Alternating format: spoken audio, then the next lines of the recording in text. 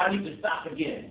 And then the next day I need to stop again. And then the next day I need to stop again. The third part of an action plan, any action plan, is to have some guts. You gotta have guts. For real, it takes a whole lot of guts not to do the stuff that everybody else is doing. As a young man, you gotta have guts, man. Because it's gonna be kept pressuring you to do all kinds of stuff. But guess what? I'm here to tell you, right?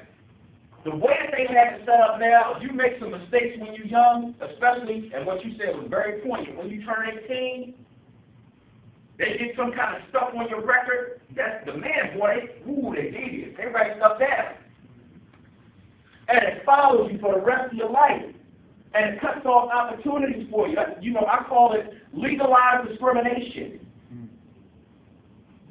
So you have to have guts to make some decisions that everybody else isn't making. Does that make sense, everybody? Yeah. You guys ever see anybody pressuring you to do stuff that really you know is like wrong and I don't need to be doing that? Yeah. Like what? They be like, yo, boy, come smoke this weed. Yeah. Oh, that's not me. Right, right. Oh, man, you a nut. Right? Yeah. Right? What else? What else? I know you know me. You smiling. You like, I ain't gonna say it. He did. I ain't gonna say it. When I was younger, all my friends like still up to stand or whatever. And you talk that shit was good. I was just really good. I see it all the time. Yeah, go ahead. I just wanted to say something. I just want to ride on the coattail on something that you said about lighting and stuff. Yeah. The system. Young fellas, remember this. There's a saying, and I'm pretty sure y'all know what it means. Pen is mightier than the sword.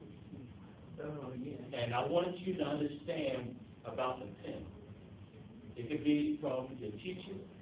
It could be from a judge.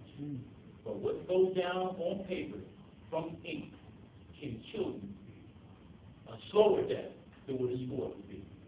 So my thing about that, what Mr. Jones is saying about what's written down on paper, once your name is in the system, once they got you, that's on paper, that ink dries quick.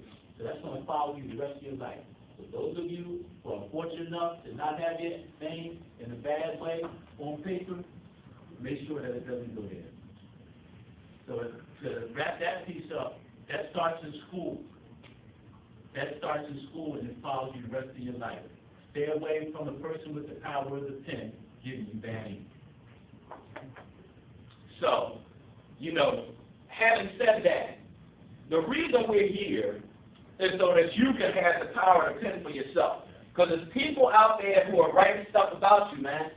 All you have to do is, you know, you probably don't buy the paper now. That's why papers aren't going to be here in about 5 years. And you know, I was a journalism major in college.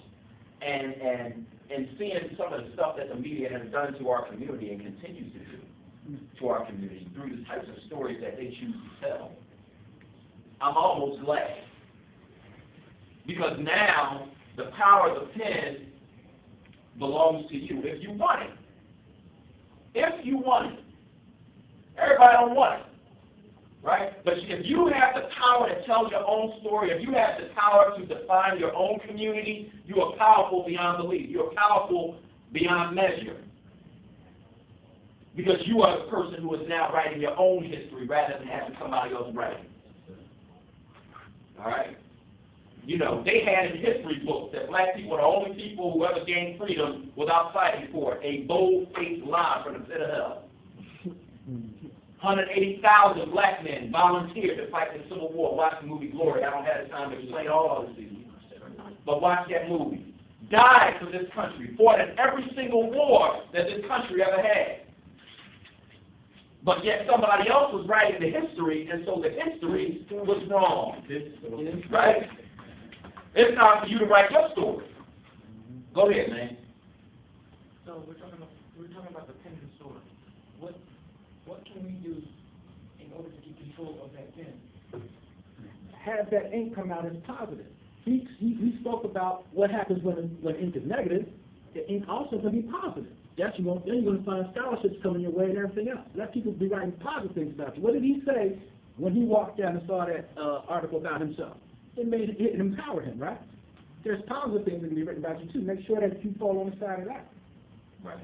So your question is, what can you do? That's why we're here. We're going to go through a few steps, and by the time we leave here, you're going to know. Okay? Guts. Having the guts to do some things that's different from what everybody else is doing. All right? Having an action plan. You know, the spiritual, the mental, and the physical. Deciding in your spirit that you're going to do something. Physically taking action to do it. And then continuing to do it until you accomplish your ultimate goal. All right? Writing. All right? If you can chase your goals, if you can have the guts to not do what everybody else wants you to do, then and you can actually write down those things, if you can write about it, you can survive anything.